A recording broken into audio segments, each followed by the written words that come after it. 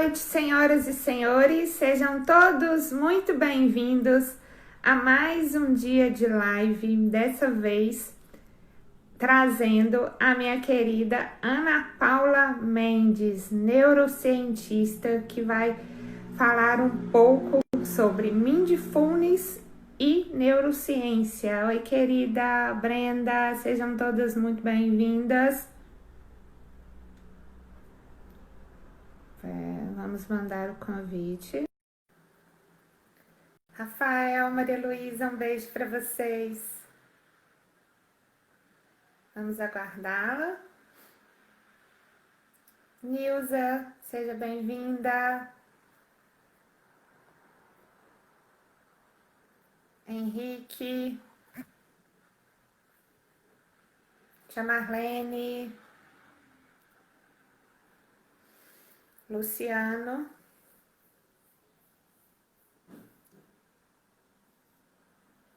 Pessoal lá de Entre Rios de Minas, da Polgada. Uai, Ana, peraí, deixa eu te enviar novamente o convite, porque pronto, vamos enviar o convite no Trabel, né, desse vídeo. Pronto, agora sim. Oi, Ana, querida. E aí, tudo bem? Tudo ótimo, que satisfação tê-la aqui comigo. Quanto tempo a gente não encontra? Pois é, a internet usando aí, né, esses meios para comunicar pessoas que às vezes não se viu há muito tempo, é muito bom, né? Fazer essa ponte. Com certeza, seja muito bem-vinda. Você está me ouvindo bem? A imagem está legal? Tá um pouquinho com delay, eu não sei se é a minha internet. Sim, deixa. Você tá conseguindo me escutar? Tô. Aham, de qualquer forma, deixa eu ligar as duas aqui. Melhorou agora? Tá. Melhor... Agora acho que melhorou. Melhorou? Eu Aham. coloquei também os dados móveis e a Wi-Fi. Mas, enfim, Ana, queria primeiramente agradecer a sua participação nesse meu projeto de lives. Você que está sempre me prestigiando, entra sempre que possível nas lives, né? Eu tenho trazido diferentes profissionais e hoje eu tenho a grata satisfação de trazê-la aqui para compartilhar conceitos sobre mindfulness. É assim que pronuncia? Me corrige se eu estou errado. Mindfulness. Mindfulness, isso. É porque, tem na dúvida, melhor você me corrigir. Mindfulness e neurociência. Primeiro, eu vou falar sobre a formação da Ana, que tem um vasto currículo, né, Ana? Você que formou em biologia aqui na UFV e fez mestrado na USP, né? Em ciência, Isso. em genética, Em genética. isso, e doutorado em medicina molecular pela UFMG. E atualmente Isso. atua como pós-doutora no Centro de Vícios e Saúde Mental na cidade de Toronto, no Canadá. E sua linha de pesquisa envolve temas associados à neurobiologia, do envelhecimento e do transtorno depressivo maior. Inclusive, tem uma pergunta sobre este assunto. E você também trabalha, tem cursos em formação de Mindfulness, meditação Zazen, e está fazendo especialização em hipnoterapia ericksoniana e psicologia positiva. Isso mesmo? Está Isso. correto?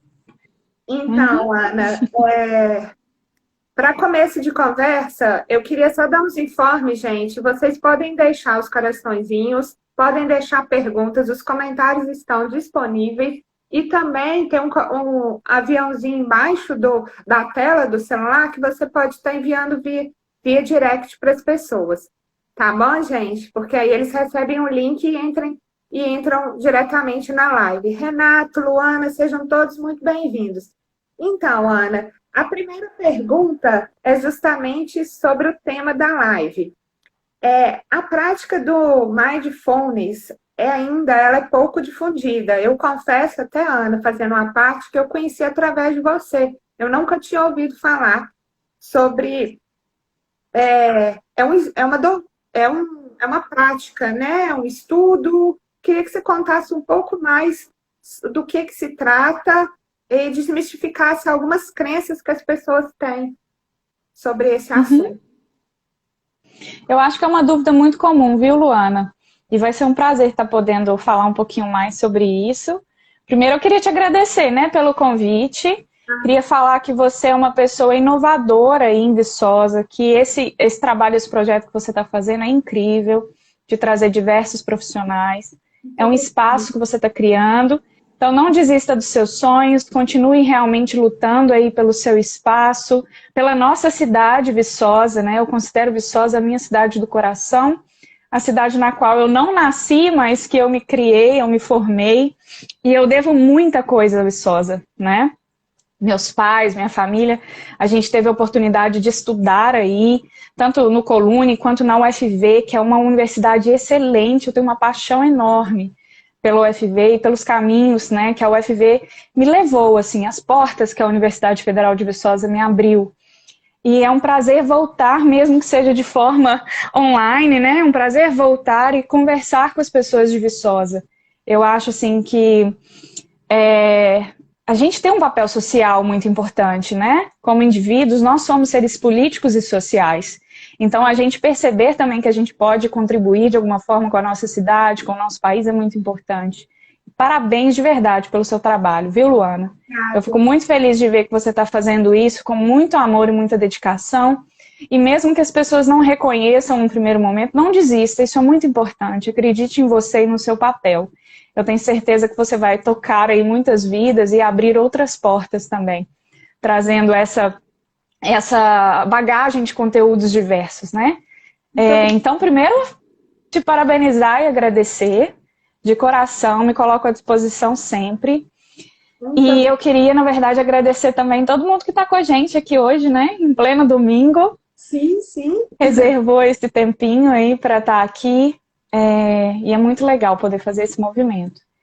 Agradeço a introdução que você fez, mas além de tudo isso, hoje o que eu tenho como missão, Luana, é realmente servir, voltar com esse conhecimento, com esse conteúdo para a sociedade, né?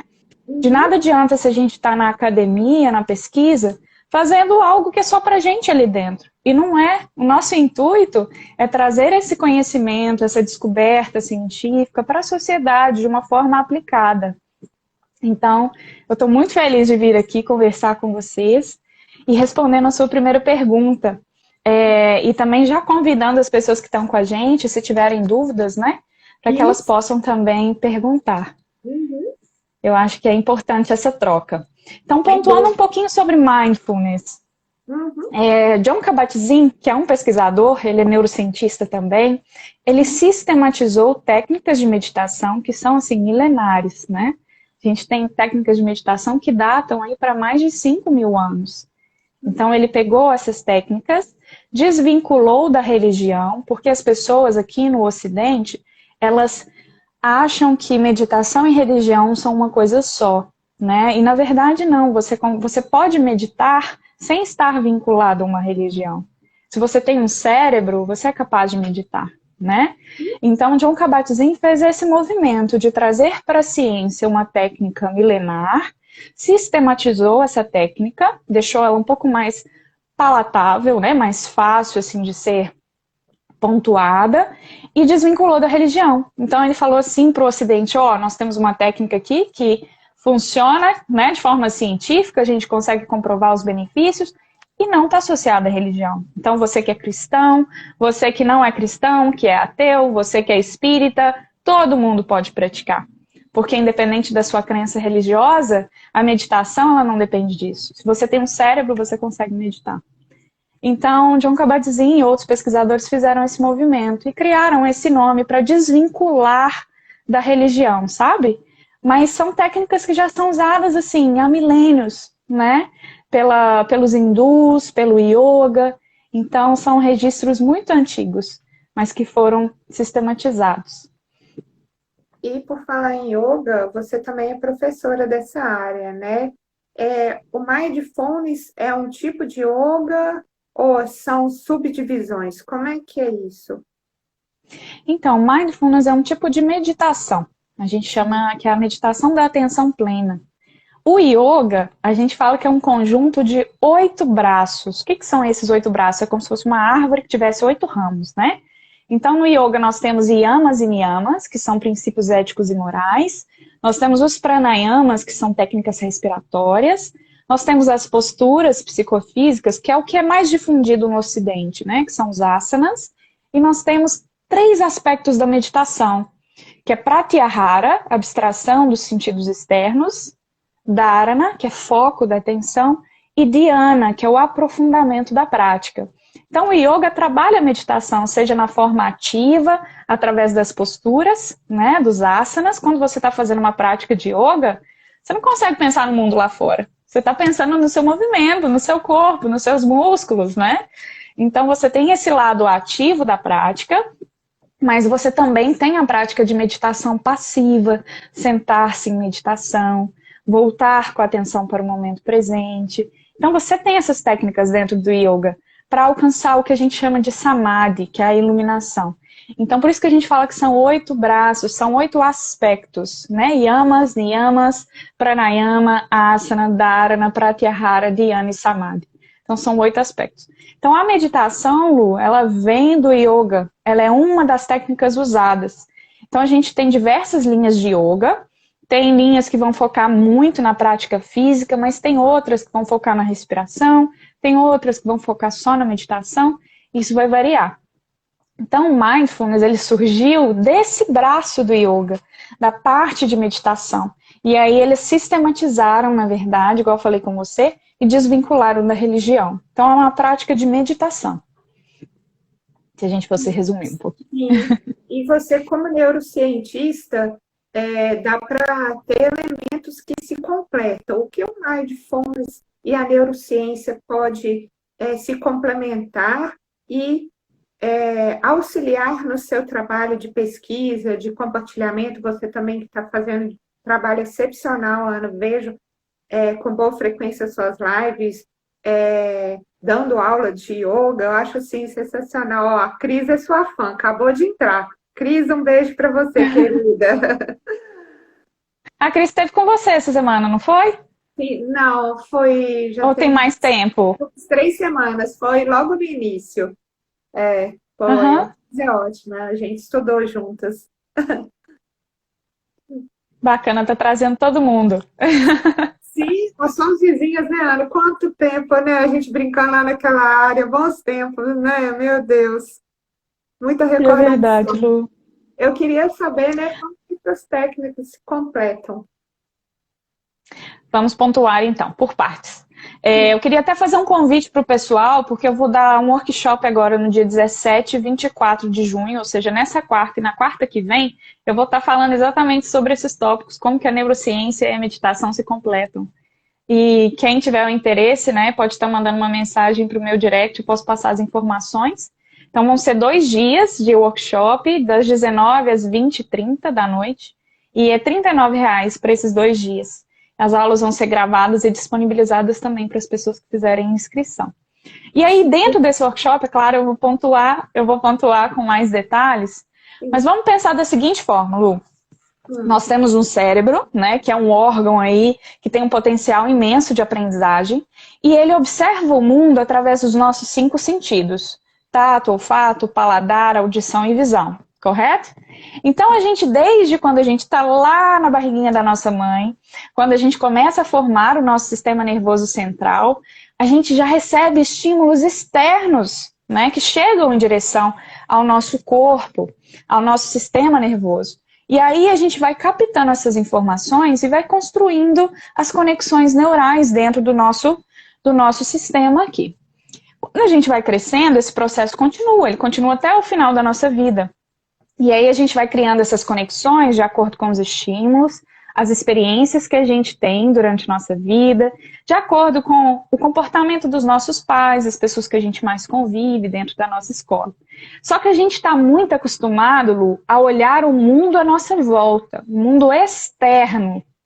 Consegue compreender isso? Sim, então eu observo o mundo com os meus sentidos, eu consigo interpretar o mundo ao meu redor, mas fazer o movimento de olhar para dentro é muito difícil.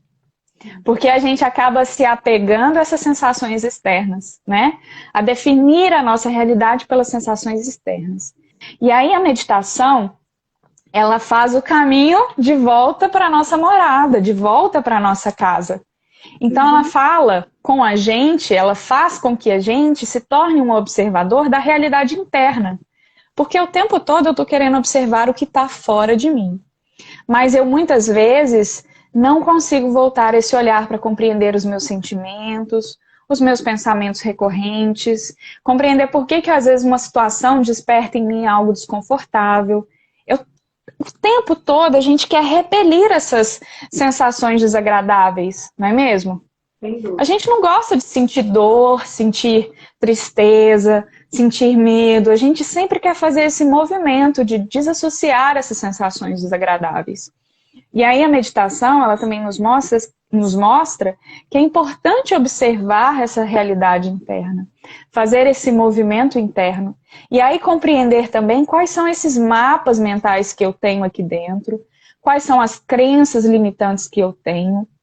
Enxergando isso, eu sou capaz de realmente decidir, fazer escolhas sobre as minhas ações, sobre quem eu quero realmente ser.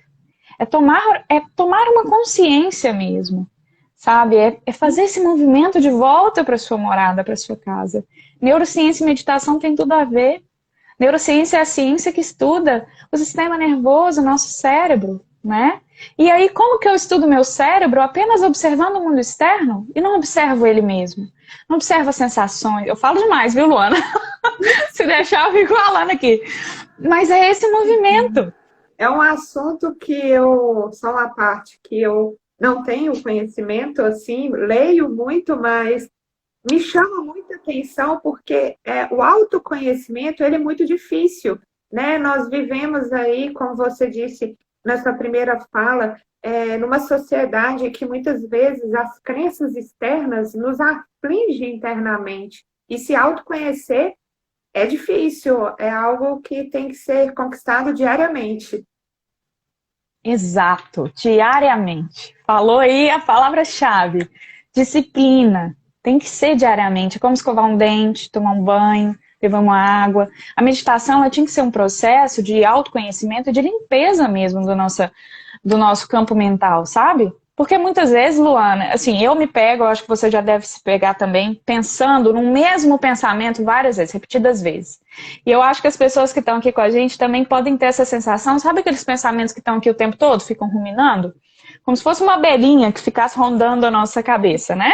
Quando, Isso! Quando a gente faz as práticas de meditação, a gente diminui esses ruídos externos à nossa mente, sabe? Porque a gente vê que a gente não é aquele pensamento, a gente vê que a gente não é aquela emoção, a gente vê que tudo é impermanente e temporário. Então é um processo muito bonito, assim, de descoberta. É um processo doloroso muitas vezes também, mas é bonito.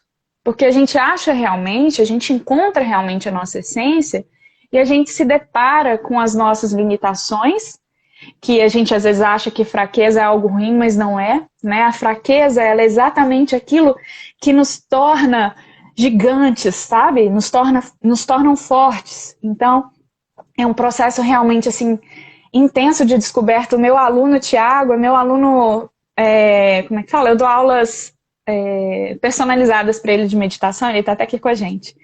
E a gente faz um trabalho exatamente de fazer esse movimento, de voltar, de perceber, de acolher, de ressignificar. E para mim é um prazer imenso ter pessoas como o Tiago, por exemplo, na minha vida, que eu também possa aprender esse processo de autodescobrimento e aplicar na minha vida também. Então a meditação, quando eu dou aulas e cursos de meditação, ela não é só para o outro, ela é para mim também. Então é um processo muito de autodescoberta constante, assim, sabe? Não, e o interessante da meditação, eu confesso, eu sou muito agitada, eu quero tudo muito para ontem. Eu tenho um pouco de dificuldade em meditar. Quais que são as dicas que você pode estar compartilhando, não só comigo, eu conheço pessoas que têm também essa dificuldade em concentrar, em estar respirando ao acordar, em até mesmo fazer as orações, né? Eu sou muito impulsiva. eu compartilho de diversas sensações que você tem. Eu sou uma pessoa que eu faço milhões de coisas ao mesmo tempo. Milhões, sim. Eu tô envolvida em muitos projetos, eu não gosto de ficar parada. Então, muitas vezes eu me pego ansiosa porque eu tenho que cumprir prazos, né? Realizar essas atividades. E eu falo para você que a meditação ela é essencial para me manter no equilíbrio, Lu. A meditação não é um momento para você parar de pensar, não é isso. As pessoas acham que quando vão meditar elas não vão pensar em mais nada. Mas não é isso, o movimento não é esse. A gente só vai parar de pensar se a gente tiver morte encefálica. Aí o cérebro para de funcionar e você não pensa mais nada. Fica tudo branco, né? Mas não é o que a gente quer nesse momento. A meditação não é isso. Mas o que acontece quando a gente faz a prática? Num primeiro momento, quando eu comecei a meditá-lo, vinham assim, sabe aquela enxurrada de pensamentos? É como se viesse, como se eu tivesse aberto um portão, né? E essa enxurrada de pensamentos passasse naquele primeiro momento. Então, quando eu sentava para meditar, minha mente não parava. Ela ficava... E com o tempo de prática, isso foi diminuindo. Porque eu estava enchendo o meu cérebro com tanta informação extrasensorial, de atividades que eu estava fazendo, de projetos, de prazos, de tudo, sabe? De vida mesmo. E aí eu não tinha aquele momento para parar e o meu cérebro assimilar. Né? A neurociência nos mostra que a gente tem a memória episódica, que é aquela memória de curto prazo, por exemplo. Então, se eu tenho uma atividade para ser realizada nessa semana, o meu cérebro vai arquivar aquela atividade, por exemplo, a Ana tem que planejar isso, para poder fazer isso essa semana. Passou a semana e eu cumpri aquele prazo, o meu cérebro descarta aquela informação muitas vezes. Se eu consigo fazer esse processo de assimilação de que eu não preciso lembrar mais daquele estímulo, né? Mas muitas vezes a gente não faz isso de forma automática. E a gente, ao longo da vida, vai acumulando informações que a gente não precisa necessariamente carregar essas informações. Isso vai ocupando espaço no HD que a gente tem aqui. A meditação, então, ela vai abrir espaço para o novo e a gente vai começar a assimilar tudo isso que não precisa ficar aqui o tempo todo ativo, como se fossem várias luzes piscando. Imagina você no computador e aquelas várias abas abertas da internet. Nossa Senhora! Já imaginou isso? É o seu cérebro nesse momento. Você tem o Google Chrome aberto e vários tabs lá, várias abas abertas. Né? E aí o seu cérebro está o tempo todo, minha nossa senhora, eu tenho tanta coisa para fazer, tem tantas abas abertas, tem tantas atividades a serem resolvidas, e aí aquilo fica o tempo todo na sua cabeça. A meditação faz o quê? Beleza, isso aqui eu preciso pensar agora, isso aqui é para agora. Não, então fecha a aba, fechou. Fecha mais essa, fechou. Já resolvi isso? Resolvi, fechou. Então você vai aliviando a sua própria mente. Então a primeira dica que eu dou, você tem ansiedade, você está ansioso, pare para meditar. No primeiro momento vai ser como se fosse uma cachoeira de pensamentos, mas isso vai ajudar no processo de limpeza. Quanto mais você praticar, a palavrinha que a gente falou anteriormente, disciplina.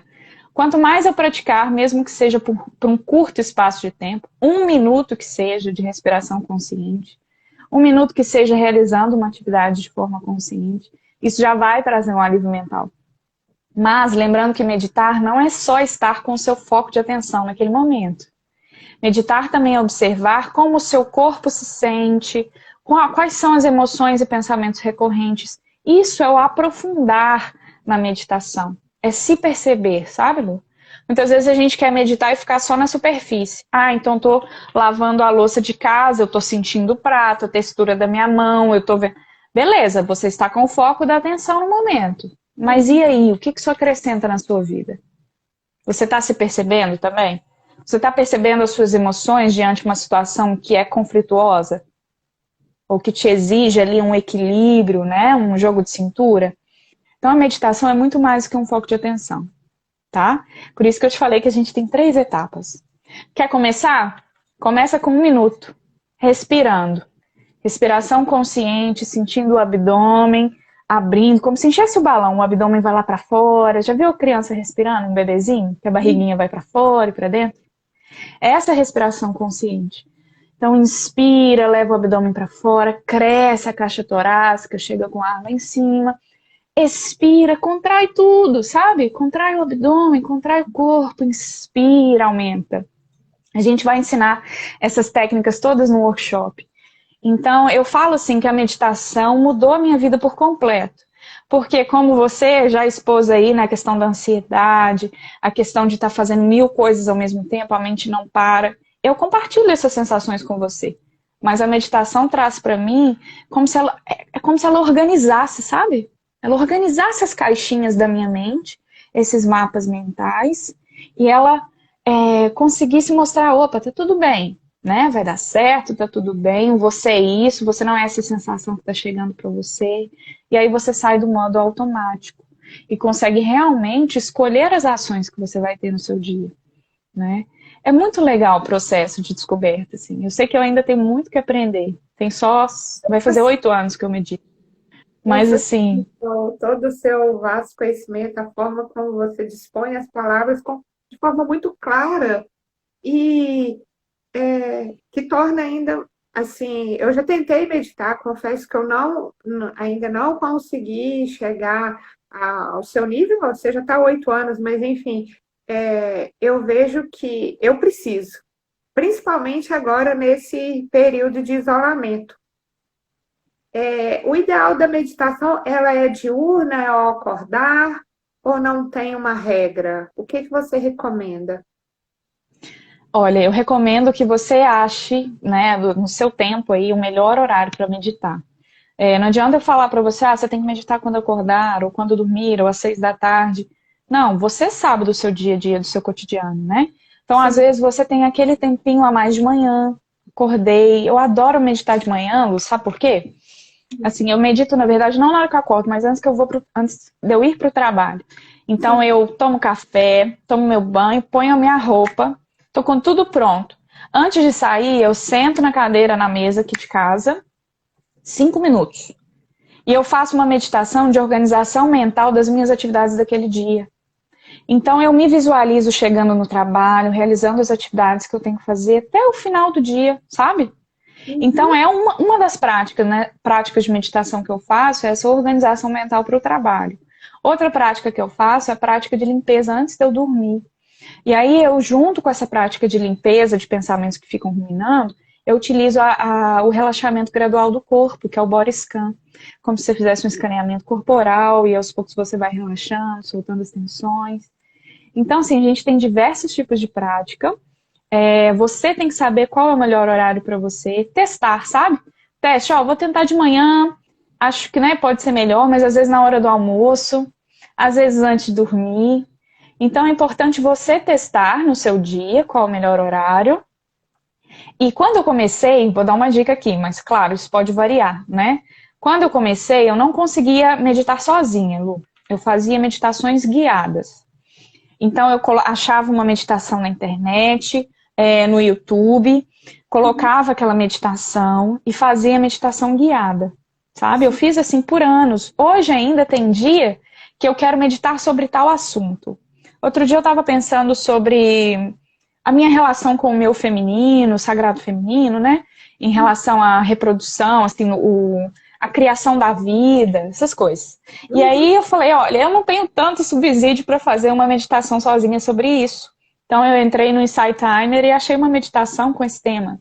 Foi maravilhoso, né? Então, assim, mesmo eu já tendo tempo de prática, eu ainda muitas vezes recorro à prática guiada. Então eu iniciei com prática guiada, práticas curtas, e aí eu tentei achar um tempo no meu dia ali para fazer. E no começo eu fazia na postura deitada. Eu não conseguia ficar sentada. Minhas costas doíam, minha perna também. E ao longo do tempo eu fui modificando a postura. Hoje eu só medito sentada, é a postura que eu adoro. Então eu medito sentada e muitas vezes eu medito só com o timer, que é para eu saber o tempo de duração. Então eu fico em completo silêncio, sem música, sem nada. Só quando eu quero algum tema específico, igual eu falei para você aqui, né? E aí eu dou essa buscada de alguma meditação com esse tema, que eu acho que ajuda muito. Então Nossa, acho que são essas dicas, assim. sim, eu estou até emocionada, desculpa.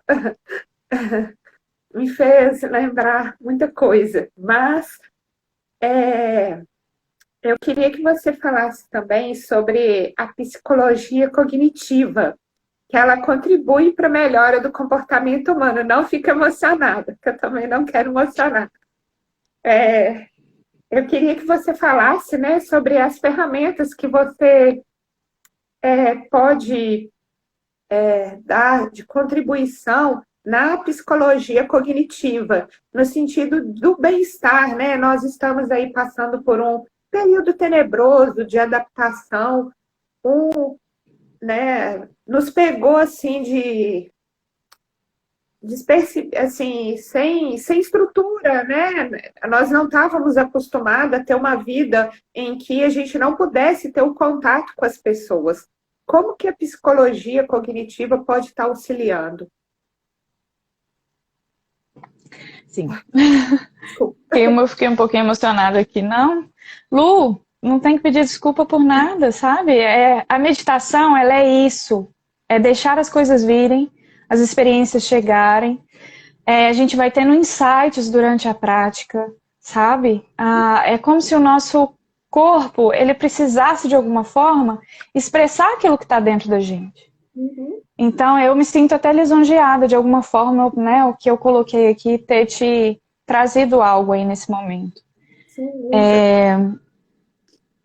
em relação à psicologia cognitiva, desculpa. Vamos voltar. Eu queria, antes até de você fazer essa pergunta, eu queria colocar uma coisa que eu sempre falo, meu aluno Thiago está aí, eu acho que ele já deve ter ouvido várias vezes. Nós estamos todos no mesmo barco. Todos no mesmo barco. Nós estamos todos interconectados. Aquilo que te afeta de alguma forma também me afeta. Aquilo pelo qual você sente medo, sente algo que é desconfortável, aquilo também de alguma forma me afeta. Então, eu acho que a gente está, nesse momento, aprendendo muita coisa. E aprendendo coisas que a gente não estava esperando por, né? A gente não esperava por esse momento, a gente não esperava ter esse isolamento social. Eu falo por mim mesma, que estou longe da minha família, que não consegui vê-los, né? Já tem mais de um ano que eu não vou ao Brasil. E a gente sabe o quanto é importante estar perto das pessoas que a gente ama, né?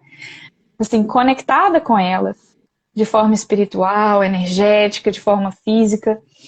Então, voltando à sua pergunta, né? A nossa cognição, a gente tem vários aspectos da cognição. Então, a gente tem um aspecto, por exemplo, da memória, da atenção, visoconstrução. Nós temos funções executivas que a gente fala, tá? São funções que nos dão a independência para realizar as nossas atividades diariamente. Essas funções, muitas vezes, a gente classifica elas como se elas fossem tomadas de forma inconsciente, como se elas fossem automáticas. Uhum. E aí, quando eu faço esse movimento de compreender o que está acontecendo comigo, de compreender as situações, as minhas escolhas, né? Quando eu faço esse movimento de sair do automático, eu consigo realmente reestruturar as minhas ações, os meus pensamentos. Então, por exemplo, eu tô até um pouco perdida aqui, no sentido de que veio tanta coisa para falar. Se vocês não estiverem entendendo alguma coisa que eu tô falando, vocês me param, tá? Tô à vontade. Mas quando a gente realmente compreende, Lu, que a gente é um ser que vai além das nossas atividades, por exemplo, eu não sou só a minha profissão. Sim. Né? Eu não sou só neurocientista. Eu sou Ana Paula, que tem esses sentimentos, essas emoções, esses sonhos, que eu tenho essa visão de vida, que eu tenho essas características e talentos, que eu também tenho essas limitações. Sim. Quando eu coloco na minha cognição, no sentido de que, beleza, eu tenho essas limitações, eu quero melhorar isso, como fazer essa melhora? Como me educar para fazer essa melhora? Educar as minhas funções cognitivas para isso. Então, se eu sou uma pessoa desorganizada, que postergo muito as minhas ações, o primeiro movimento que eu vou tentar fazer é, beleza, eu tenho que organizar o meu calendário, os meus objetivos a curto, médio e longo prazo, e aí eu vou estabelecer como se fossem ali critérios para que eu possa exercer aquela função, aquela atividade, mas é como se fosse um processo de criar uma disciplina. Então, além de eu ter a minha atenção nas minhas funções executivas no sentido de realização de atividades, eu também acho que é importante a gente perceber que, além das atividades que a gente realiza, nós somos seres muito mais complexos, muito mais abrangentes, né? Eu não sou só a minha profissão, eu não sou só, às vezes, aquele relacionamento que eu tenho. Então, a gente tem que perceber que nós somos aí um conjunto de diversas coisas. E que quando uma coisa não vai bem, por exemplo, às vezes eu não tenho sucesso naquele projeto que eu escrevi, que eu submeti para um grant aqui no Canadá. Né? E aí? Deu errado dessa vez. Mas eu não sou aquela totalidade ali. Aquilo não é um fracasso da Ana Paula. Você consegue perceber isso? Eu não sou uma pessoa fracassada porque aquilo não deu o que eu esperava que desse, né? Mas pode ser que aquele fracasso me dê muito mais instrumentos para superar e construir algo muito maior. Eu já levei muitos nãos na minha vida, Lu. Muitos nãos. De diversos lugares. Eu tenho certeza que você também já, e que todo mundo que está aqui nos escutando, participando dessa live, já recebeu muitos nãos. Mas aí eu volto e repito a frase que eu falei de início para você. Você tem um sonho? Acredite no seu sonho. O primeiro passo. Acredite no seu sonho. Sem dúvida. Faça ele acontecer, planeje ele, né? Planeje passo a passo. E também deixe fluir, é importante a gente deixar fluir.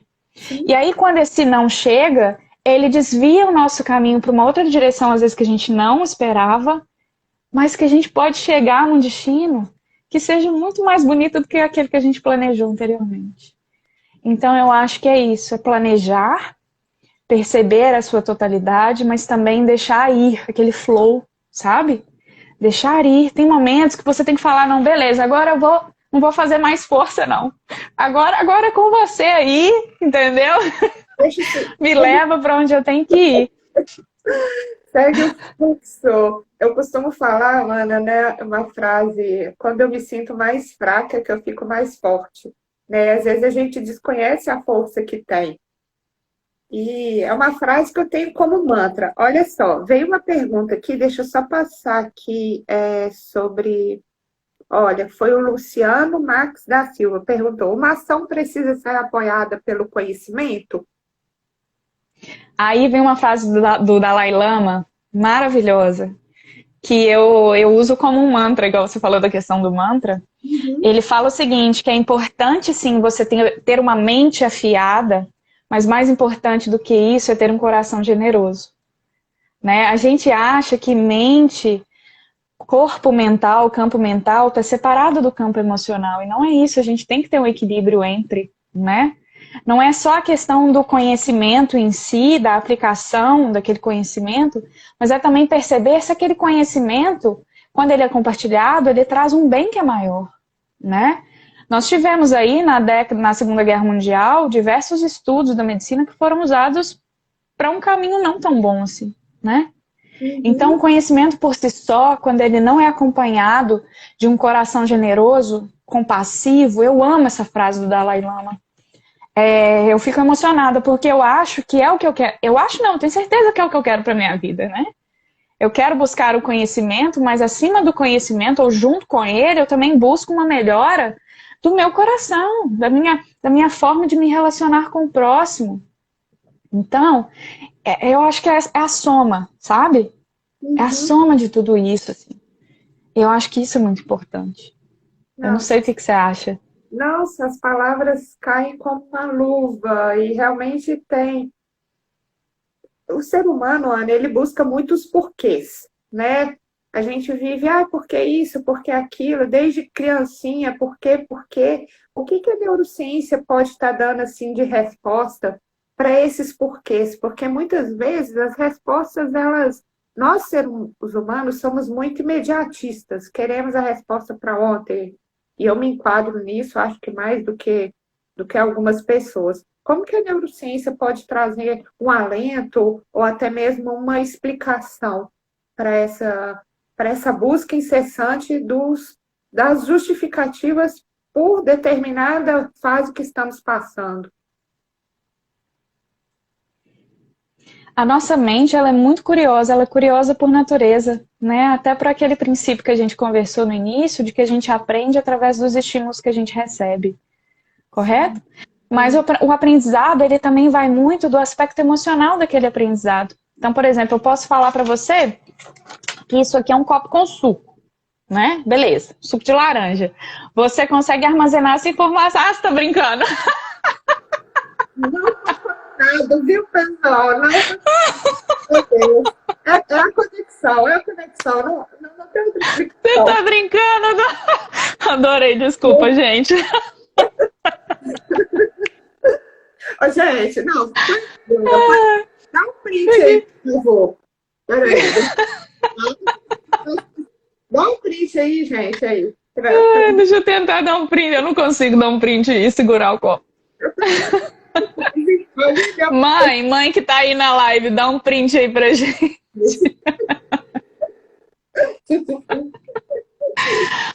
Mas, por exemplo, só voltando, né, ao assunto. A gente é capaz de assimilar uma informação que chega até a gente, né? Por exemplo, a visão que eu tenho de um copo, saber a estrutura, o formato, a função daquele copo.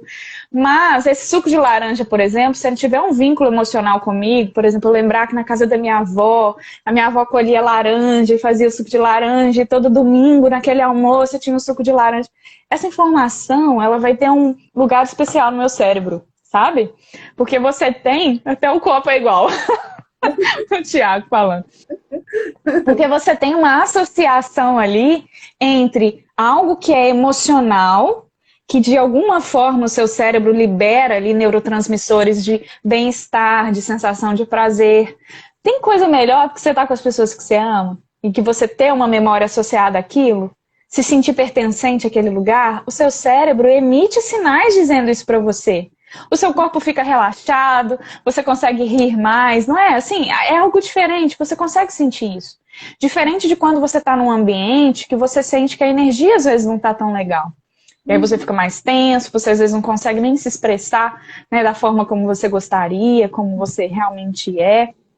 Mas a neurociência, ela mostra que o nosso cérebro, além de curioso, além de ser capaz de aprender conteúdos até o final da vida, de reorganizar memórias, de ativar áreas, né, que às vezes estão associadas ao prazer, ao bem-estar, e desativar áreas associadas ao sofrimento, ao medo, à sensação de estresse, além da gente ser capaz de se reorganizar mentalmente, a neurociência também mostra que nós sabemos, né, algumas coisas, mas a gente sabe mais do que a gente não sabe. Ou seja, a gente não vai ter resposta para tudo mesmo. A gente vai ter muito mais perguntas do que respostas.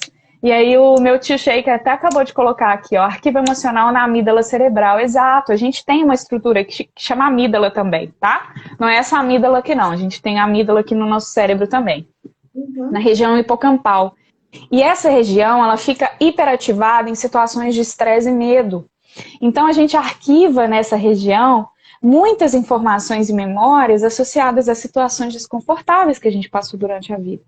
E aí, se a gente é submetido à mesma situação, à mesma causa, né, a gente vai ativar essa região de novo, e aí a gente vai ter aquela sensação de luta ou fuga. O coração acelera, a respiração fica mais rápida e você tem aquela sensação de desconforto tremendo. É como se você estivesse preparado para fugir de um leão, né? Então, o nosso cérebro, ele é muito inteligente, ele é muito curioso, ele é capaz de se adaptar, nós somos seres altamente adaptáveis, por isso que a gente está se adaptando a esse momento de agora, porque nós somos capazes de fazer isso, de nos redescobrir, descobrir novos interesses, né? Planejar novas atividades, novos sonhos. Então a gente é capaz disso o tempo todo. Não se deixe colocar naquela caixinha de que você não é capaz, porque você é capaz. Nós somos capazes sim de aprender coisas novas, nós somos capazes de criar habilidades novas, tá? Então a neurociência mostra isso pra gente, que a gente é capaz de aprender coisas novas o tempo todo. Mas além de aprender, a gente também é capaz de se perguntar mais do que ter mais respostas. Então, o que eu falo para você é que a gente tem várias perguntas aí, né? Por exemplo, por que dessa doença, por que o coronavírus, por que o isolamento social, por que a cloroquina, porque a gente tem várias perguntas, e a ciência mostra que as perguntas geram alguns resultados que geram mais perguntas. Na ciência, a ciência que eu faço com saúde mental, uma pergunta puxa uma resposta, que puxa outra pergunta, mas é algo interminável, Lu. Algo interminável. E essa é a beleza da vida também. Porque se a gente tivesse resposta para tudo, né, não teria graça. Para quê? Né? A gente saber de tudo também. Então, pode me parar, porque eu falo demais, viu? As respostas vêm. Olha, a Cris perguntou: essa adaptação está ligada diretamente à capacidade de resiliência ou é distinto? Cris, você pontuou algo muito legal, que eu vou falar melhor, né, no nosso workshop, que o workshop chama até Mente Resiliente. Todo mundo tem essa capacidade de adaptação. Todo mundo tem resiliência, né? Eu acho que se a gente perguntar aqui, para o pessoal que está aqui com a gente hoje, se cada um deles, pelo menos, passou por uma situação na vida que pensou assim, nossa, agora não tem jeito. Mas teve jeito. Foi capaz de se readaptar. Foi capaz de sair daquele trauma, daquela situação que trouxe angústia, tristeza. Todo mundo aqui, eu tenho certeza absoluta, todo mundo que está aqui com a gente hoje já passou por uma situação como essa e conseguiu voltar, né? Voltar ou pelo menos retornar um pouco ao seu equilíbrio. Isso é resiliência, é essa flexibilidade mental e emocional, Lu. Sabe aquele João Bobo, aquele bonequinho? Você bate no João Bobo vai para um lado e volta. Aí você bate de um lado, João Bobo vai para o outro lado e volta. Nós somos esse João Bobo o tempo todo na nossa vida. Quantas dificuldades a gente passa durante o nosso percurso. Quantas provações, quantos desafios. E isso é muito legal porque se estimula o nosso próprio cérebro, por exemplo, a se readaptar, a aprender coisas novas, a estar ativo. Isso garante também uma saúde mental por mais tempo a longo prazo. Então, pessoas que são mais ativas ao longo da vida, ou que trabalham por mais tempo, ou que fazem coisas manuais, sabe, crochê, tricô, ou aprendem um instrumento, pessoas que mantêm a mente ativa por mais tempo ao longo da vida, elas dificilmente vão ter demência, né, quando chegarem, por exemplo, aos 70, 80 anos. Um Alzheimer, só se tiverem realmente influência altamente genética dentro daquela família, sabe? Mas o que eu sugiro para as pessoas, que todo mundo, tia Gisele tá aqui também. Desculpa, Lu. Mas o que eu sugiro para as pessoas... Oi?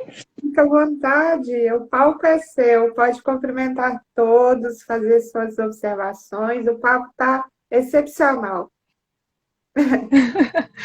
E o que eu acho, assim, importante a gente pensar, né, na nossa vida, não a curto prazo, sabe, Lu? Eu sempre falo isso. A gente é muito imediatista, não é que você falou? A gente pensa na nossa vida a curto prazo. Principalmente as gerações que estão vindo agora, que tem tanta informação, tantas atividades, tanta coisa para fazer, né? Elas querem resultados imediatos. E aí elas se esquecem que nós vamos viver aí, eu quero viver pelo menos até os 100 anos com saúde, viu?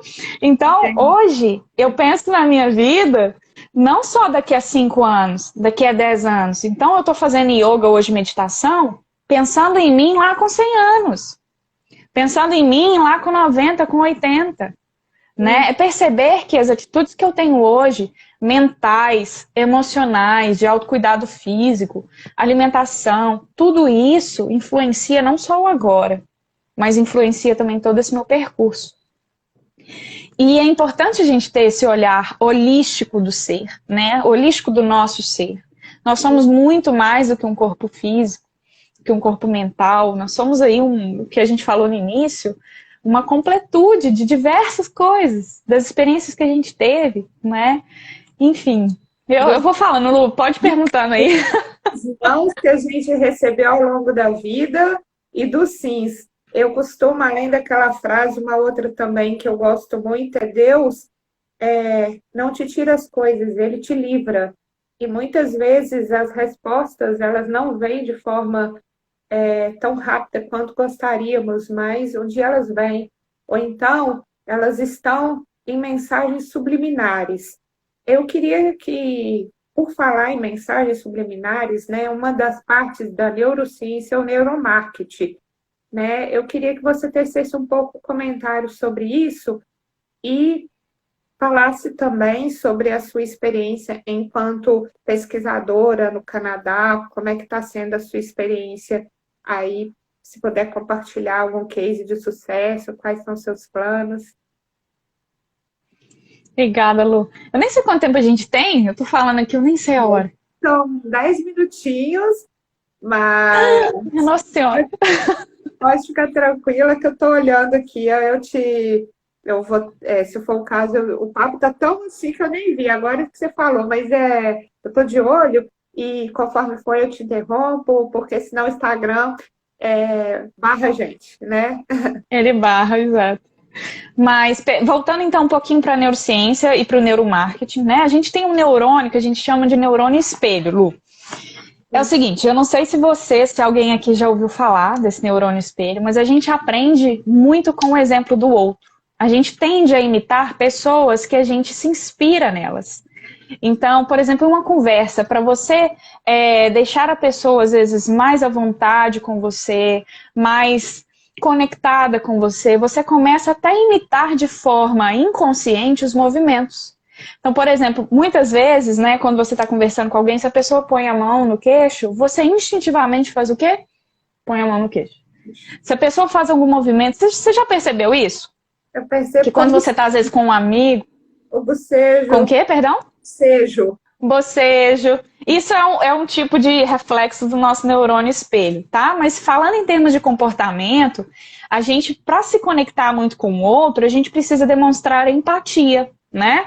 Se colocar no lugar do outro, ouvir o outro de forma presente realmente. E o nosso corpo, também para demonstrar essa conexão, de forma inconsciente, ele age como se fosse um espelho da pessoa que está com a gente.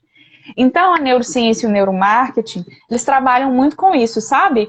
De criar aquele público, por exemplo, né? Que eles têm um foco para venda, às vezes, de um produto, alguma coisa. Eles fazem um estudo daquele público e aí eles meio que fazem uma imitação daquele estilo de vida para poder trazer essa empatia e conexão com aquela outra... aquela pessoa que está do outro lado, né? Que, na verdade, eles estão tendo como público. A gente tem mensagens subliminares, por exemplo. Vamos supor que eu quisesse fazer propaganda de alguma coisa aqui nesse momento. Zero intenção de fazer propaganda aqui, viu, gente? Mas vamos supor que eu tivesse deixado essa... É tipo um chiclete. Vamos supor que eu tivesse deixado esse chiclete aqui atrás, ó. Não sei se você consegue ver. Mas se eu soltar, eu acho que ele cai. Então, o tempo todo na minha fala, essa imagem ia estar presente aqui. Consegue perceber isso? Só que eu não estou focando a sua atenção lá, mas você está vendo, o seu cérebro está captando essa mensagem. E aí isso vai ficar de forma inconsciente no seu cérebro. Quando você vê essa imagem novamente na sua vida, em algum lugar, às vezes, que você for comprar alguma coisa, se tiver duas marcas, por exemplo, de chiclete, você vai escolher essa aqui. Porque, de alguma forma, o seu cérebro reconheceu essa informação. Já estava armazenado lá. Então, o neuromarketing trabalha muito com isso, com mensagens subliminares, até mesmo não no campo da frente, no campo visual de frente, mas em mensagens por trás, repetição de palavras através da programação neurolinguística, né? Nós temos palavras aí muito específicas para essa área, mas eu não consigo te pontuar muita coisa, viu, Lu? Porque não é o meu foco de estudo, assim, né? Mas o nosso cérebro, como eu falei para você... Ele age de forma similar àquilo que eu acredito. Por isso que a gente tem os grupinhos de amigos, que são às vezes muito parecidos. Na escola, quando a gente estava na escola, a gente não estava num grupinho, né? Que eram de pessoas parecidas com a gente. Então, ele age através das similaridades também, muitas vezes. E o que é às vezes diferente, é difícil até a gente se conectar. Hoje, de forma consciente, a Ana Paula, de 32 anos, ela faz esse movimento de querer se conectar com aquilo que é diferente dela, porque ela percebe que ela consegue enxergar o mundo de uma outra forma se ela abrange esse espectro de conhecimento. Porque quando a gente está muito com os nossos similares, querendo ou não, a gente pensa muito parecido, a gente fala muito parecido, os temas às vezes são os mesmos, e a gente perde sabe, esse outro aspecto da vida? E aí na verdade, eu gosto de fazer o outro movimento. Porque eu acho muito importante a gente incluir novas perspectivas, novos conhecimentos. Não existe certo e errado. Eu vejo muito isso, sabe? Existe uma diferente perspectiva sobre o mesmo assunto. Então, eu gosto realmente de aprender com as outras pessoas. Um tempo atrás, assim, eu acho que por ser uma pessoa de muita opinião, eu sou, assim, uma pessoa de muita opinião. para mim era difícil conversar com pessoas com opiniões diferentes. Era difícil. Ainda, às vezes, eu me pego... Sabe aquele momento de julgar? Eu ainda me pego nisso, mas a meditação me trouxe essa outra perspectiva do não julgamento. Com o outro e comigo mesma. Eu era muito autocrítica de mim mesma também. Ainda sou. Sou muito autocrítica. Mas é interessante perceber esses movimentos. Que o nosso cérebro, ele tende a se identificar com aquilo que é parecido. Mas quando a gente toma consciência de que a gente está perdendo muita coisa fazendo esse movimento, só de similaridade, e voltando o nosso olhar para esse outro campo, sabe? Que existe uma outra realidade. Isso é muito legal. Como meu pai falou aí, é muito rico esse processo. Então, eu faço um convite a todo mundo que está aqui. Buscar o diferente, sabe? Buscar o novo, buscar se conectar com pessoas, às vezes, que pensam de forma diferente também. Não no sentido de julgar, mas no sentido de, poxa, tem uma outra realidade aqui também. Sobre uma mesma perspectiva, né? Não, no mesmo tópico, no mesmo assunto. Eu penso assim que nós somos a média, é uma frase um pouco clichê, das 5 pessoas que nós convivemos, né? Eu procuro conviver com pessoas proativas, pessoas que têm boas energias, mas também vejo com grande satisfação essa sua fala de buscar o diferente, de saber conviver. Isso é um exercício diário, né, que eu faço esse período agora de pandemia. Eu estou, né, sabendo conviver mais com meu pai, dando a ele o feedback, paciência, porque nós temos aí uma diferença muito grande de idade. Então, isso às vezes gera um conflito. Ana, nós já estamos chegando ao fim da live, infelizmente, mas eu já deixo aqui o meu convite, caso você aceite, para uma nova conversa, porque já aceitei. Hoje é a 41ª live dessa série que eu iniciei durante, né, o isolamento social, e que é com muita satisfação que eu converso com você. Eu fiquei realmente assim, muito tocada de coração mesmo, por toda a sua fala, pela sua condução e pelo seu conhecimento. De coração mesmo, queria agradecer imensamente a sua participação. Ficaram algumas perguntas, para não dizer várias perguntas ainda pendentes. Então, isso aí fica para o novo encontro, gente, que vai ficar divulgado, vai ser divulgado previamente.